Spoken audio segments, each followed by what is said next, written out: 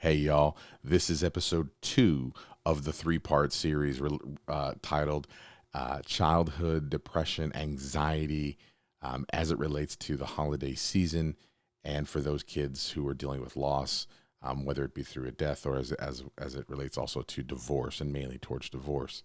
So hopefully you guys find this content useful. Once again, this is episode 2 of 3. Take a listen. So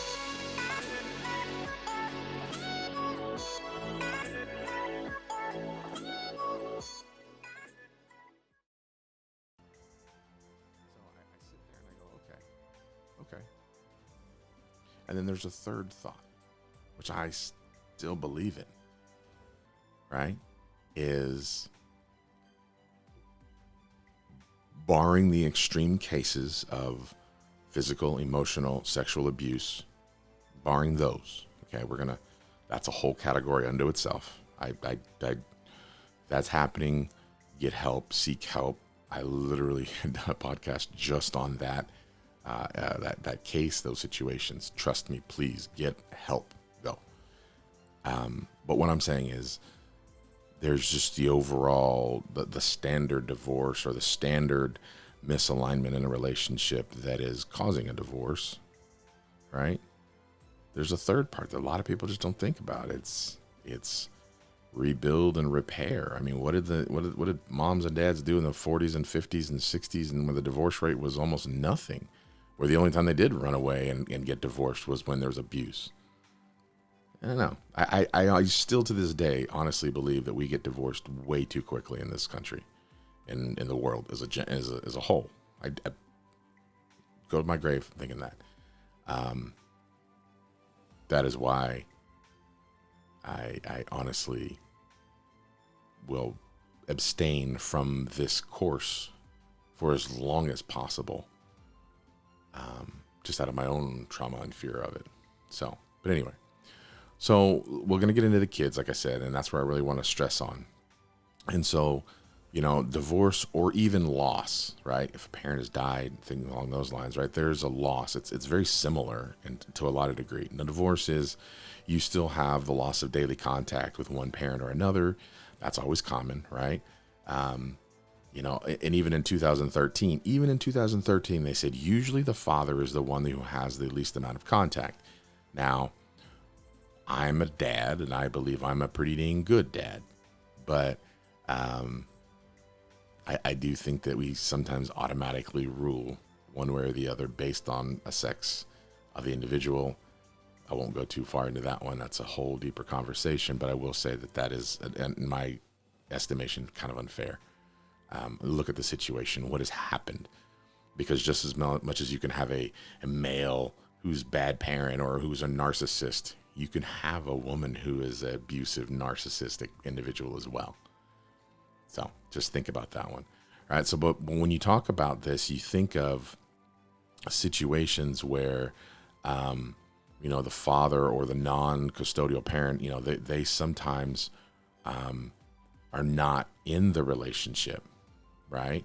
And so they will, or not, and I will say they're not in the relationship, but they're not the primary in the relationship. Right. And sometimes, children will develop a fear that parent will be taken away from them. And a lot of times it is the father that they fear that's going to be taken away from them. So then therefore, they rationalize that in their mind, and then they lash out against another parent. Right. Generally, the custodial parent at this point, still in 2013, 2014, when the study was done, it was still usually mothers, right? Sometimes it happens with fathers that, that the child parent bond is disrupted. And generally that's between the father and that. I think that's also a general feeling of feeling less close because now there's 50% of the time or even less, right? And then on top of that, fathers are generally less nurturing than mothers, right? So there's that piece of it as well. So there, there you're going to end up having that even more distance between the children and the father, right? So you got the divorce, you got that. So then your children are going to act out, right? 2013, they had a study that said that women and mothers specifically were less supportive and far less attentive and affectionate towards their children after a divorce, right? And they also understand that discipline is less. And so I think about like my situation, right? As my ex is calling me like, I don't know what to do. This girl's acting out. What do we do? What do we do? What do we do? Right? And you have to think of like, okay, let's take a step back. This is not directed at us. This is directed at how they're feeling. So it's not our job to take away those feelings, right? It's not our job to diminish those feelings, right?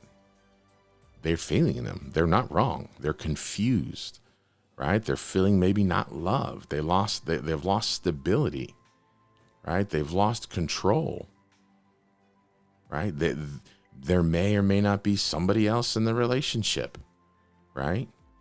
Or in one of the other person's relationship, the mom or the dad, right? And, it causes relationships and it causes those different things. Well, then you end up with mental health issues with those children, right? And the studies have shown that children of divorce, by and large, have a dramatic increase in anxiety as well as depression. And then on top of that, they have behavioral problems. They have conduct disorders, impulsive disorders, poor academic problems, things along those lines.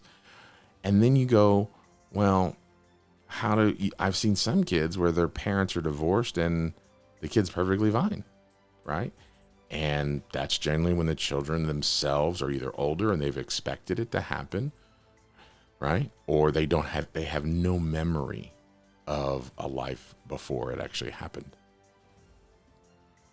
So what I get to, and this is going to get to how do we deal with them and when I say them, children, our children, and they're in the holiday season, because this is the most impactful. Because you got to think that when you're growing up, right, and you've now reached adulthood and you have your own family, right? Do you remember September 2nd every year of your childhood? No. Do you remember July 19th of your childhood when you were 12? Unless something happened? No. But you can generally remember New Year's. You can generally remember a lot of your Easters. You can generally remember really good or really bad Christmases, whatever it is, right? Specific days or holidays. And so now compound, you've been divorced for maybe it's under a year. Because right now for me, it's under a year. I'm still under a year. And the last memory my child had, on December 6th, 2019, was her family was together. Daddy was up in his little media playroom office area, probably. Mom was watching her iPad in her room, or it was a Sunday. So, or maybe if it was a Sunday, that she was going shopping for groceries. Daddy's doing whatever, right? I don't know what December 6th was, and maybe I should have looked it up before this, but I didn't. But regardless, the Sunday, right? The first Sunday of the month, that's what it would have been happening. And so now the first Sunday, I'm not with Dad, I'm with Mom. What's my daddy doing? Right?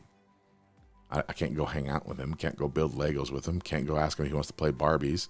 My son can't go out into the driveway and throw a baseball with him. Right? And I'm not talking about this from how I feel about it. I'm talking about from their perspective. Okay? And this goes on daily. Whether they acknowledge it or they don't acknowledge it, this goes on daily within them. And their anger, right? That even though this is common, like they see friends at school that tell them their horror stories about how their dads act, how their moms act, right? That's common. But that doesn't mean that they want that. They didn't want common. I have one child who's like, I'm kind of glad it's over because I'm tired of seeing you guys argue, but it sucks I don't see you. And I got another kid who's like, I would rather that than what I have right now. Because even at that, in a whim, I could go to the other parent. Even on that, on a whim, I could go cuddle with another parent if that one parent was a little off-putting that day. Because that's a hard thing as a parent for me, is being on 100% of the time that she's here is stressful. And that's not her fault. Okay, I'm trying to make up. I'm trying to be the single parent that's got it all together. Right? That's sometimes doesn't sleep. That not eating the right way. That's trying to do those, trying to spread joy and happiness into the world and make life a little bit better for myself as well as for her. Like, these are things, this podcast is something that whether one of you is watching or 20,000 of you are watching, this is mine. And this is something that I could never have. This was something that I was always afraid to be ridiculed from, and I still could be. I may have friends and family that have watched this to this day and still go, what is this guy talking about? Who the hell does he think he is? This is helping me, and I'm hoping it's helping you, because I'm being the person that I've always wanted to be. I'm spreading joy.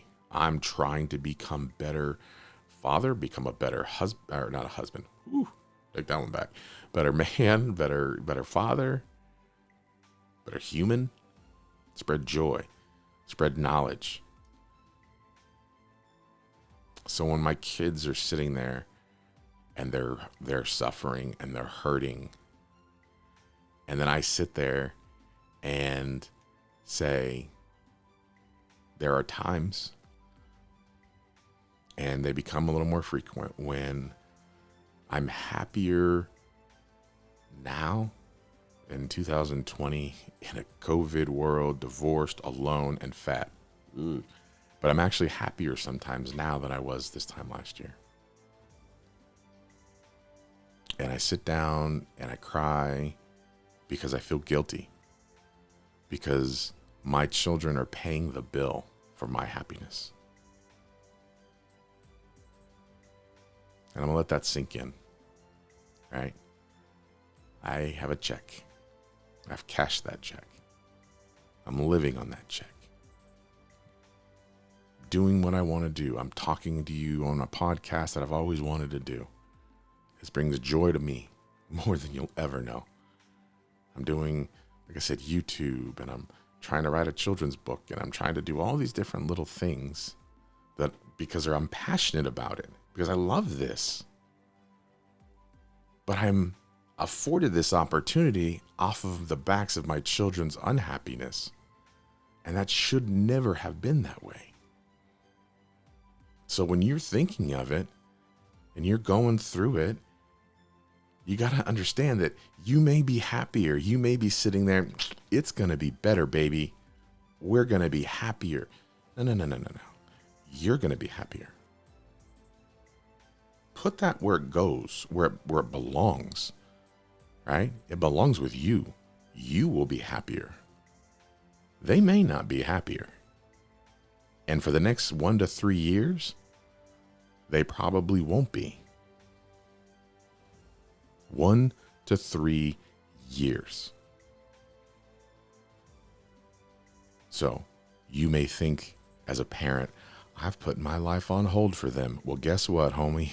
You're going to have to continue for at least the next 3 years, at least 2 years. Give it a freaking year before you start changing the script on everything. But what did I do this year? I'll be honest, I never in her entire childhood did I actively go and decorate. I decorated the outside. That was my thing. Like, I'm gonna I'll post a link to a video of how far I would go when I decorated our house. I'll put it in the description. And it was a show, right?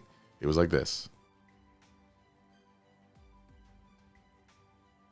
So you can see, like, I had coordinated music to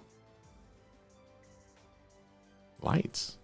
It was what I wanted as a kid. I wanted to be the Griswold dad, right? That's what I did, but I never did the inside. And so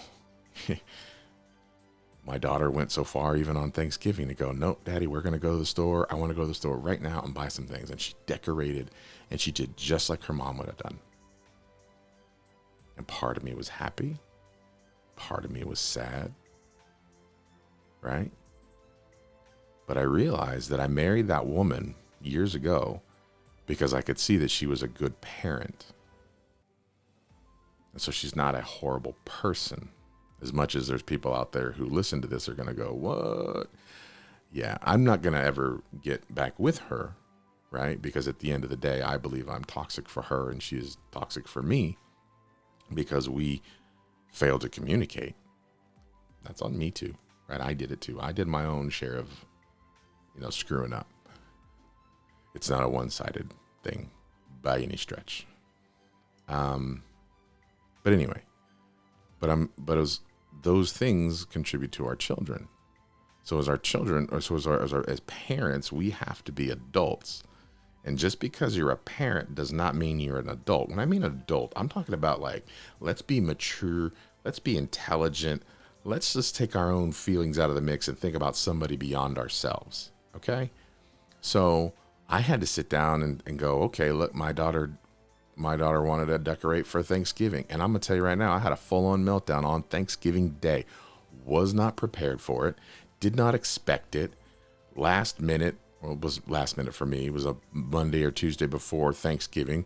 X was like, boom, this is the schedule. Let's change it up. She'll have her on this day and he will have this on this day and da-da-da-da-da. Wasn't expecting it. Didn't expect it. Didn't plan for it. Didn't know, And granted, we kind of cobbled something together and made our own memory. But I wanted it to be close to the old memory while still maintaining a new memory. So kind of that 50-50. And I failed miserably. And that night she went to bed. I went to bed. I cried for probably a good 45 minutes to an hour. I'm not ashamed to say that I'm a 43-year-old, 300-pound, 6-foot-tall dude who cries, ex-vet. I cry. The one thing that makes me cry is being a bad dad. And I try. I try not to be, I should say. To be a bad dad. That's where it gets me. Thanksgiving. Right? I don't have a traditional dining room table set up.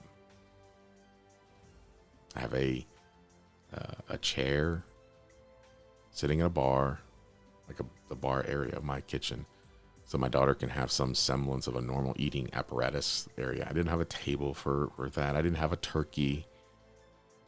I didn't prepare for it. I don't have a truck to go buy something, throw it in the truck and bring it here. I didn't have those things. And on top of that, trying to work, I just wasn't prepared. And so we go to this one place. There's 50,000 people. I find out I was supposed to make an arrangement, the day before, 2 days before, to make a reservation. And I'm like, I didn't make a dang reservation. Who knew that I had? What are you talking about? Right? And then my post-traumatic stress that I deal with and just anxiety attack, people are around me. I'm trying to get out of there. I'm trying to hold on to her. I mean, it was a bad situation. And I got into the car and I tried to hold back all the emotion and I lost it.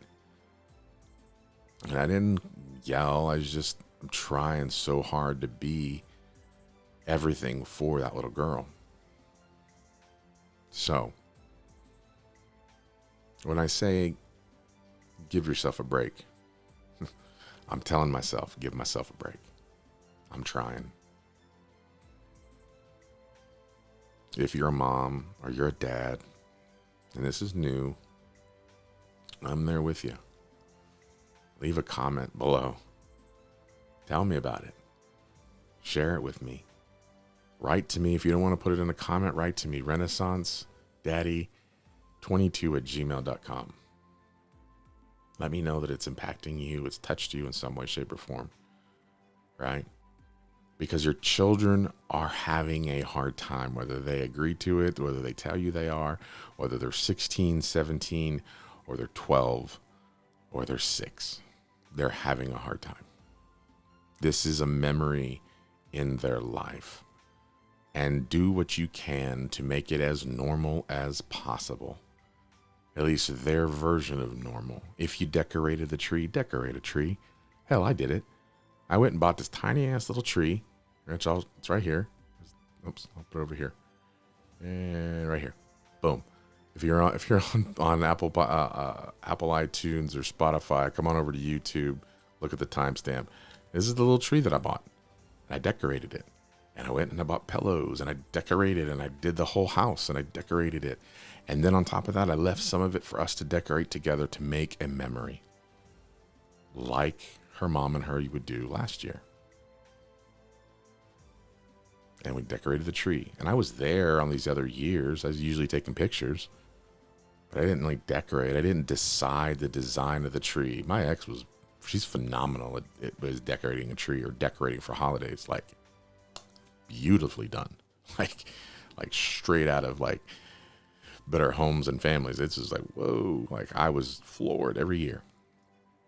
And I can't compete with that. And I'm not trying to, but I was trying to create a level of normalcy. So we had a little tree, and then we went to the store and we got some tiny little ornaments, right? And did some stuff on the stair, on the railing, a new wreath on the front door. And what I had done was, on Thanksgiving Day, we had all this orange and stuff that she had done. And then she was going over to her mom's for that day. And then she was coming back on Saturday. So I fought through the Black Friday shopping, which sucked, and bought all of this stuff so that she would be surprised, so that she could see that I am making that effort to make her holiday season as good as possible. Dealing with anxiety, dealing with so many things. I almost got kicked out of Best Buy. It was one of them kind of days. Knock down, drag out verbal argument in the middle of Best Buy because some dude, the guy who worked there, decided to get an attitude. It was probably the worst experience I've ever had at a store in my entire life, ever in 43 years. To the point where I thought they were going to call the police. It was whoa. But I had to get what I needed to get to make this as memorable as it could be for her.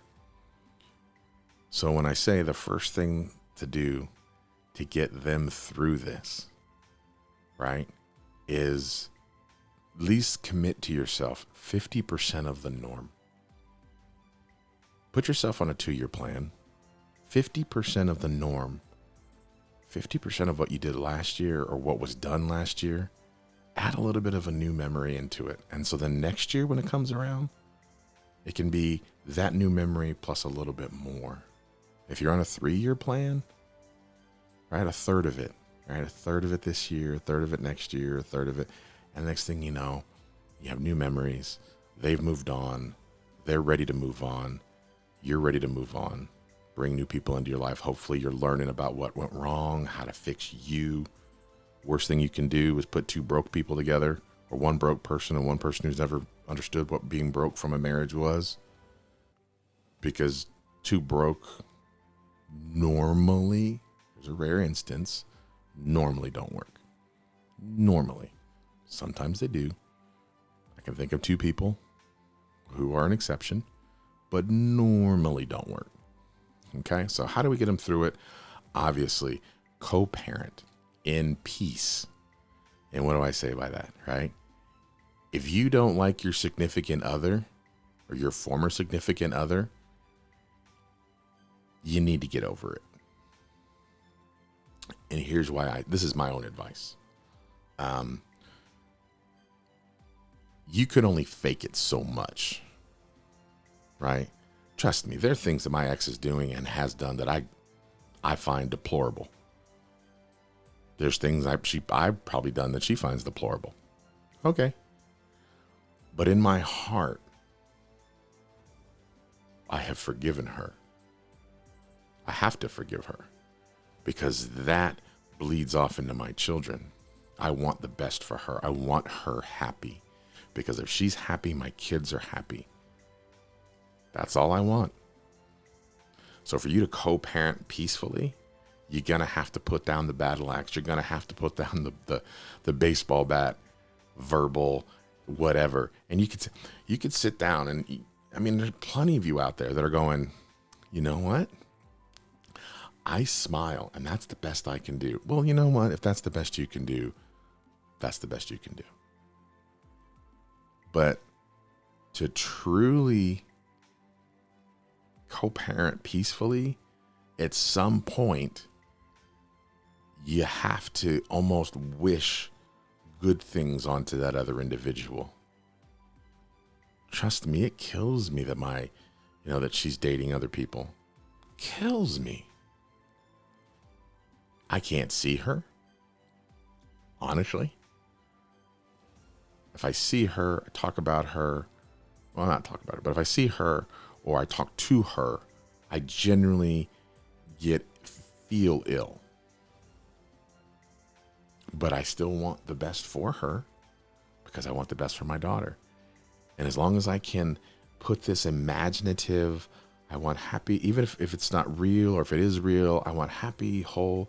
I want her to be happy. I want her to be whole. I don't want her to be in pain. I don't want any of those things for her.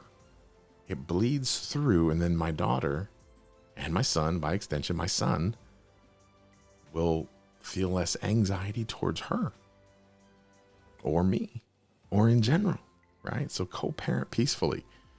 Tension within you breeds anxiety. Okay.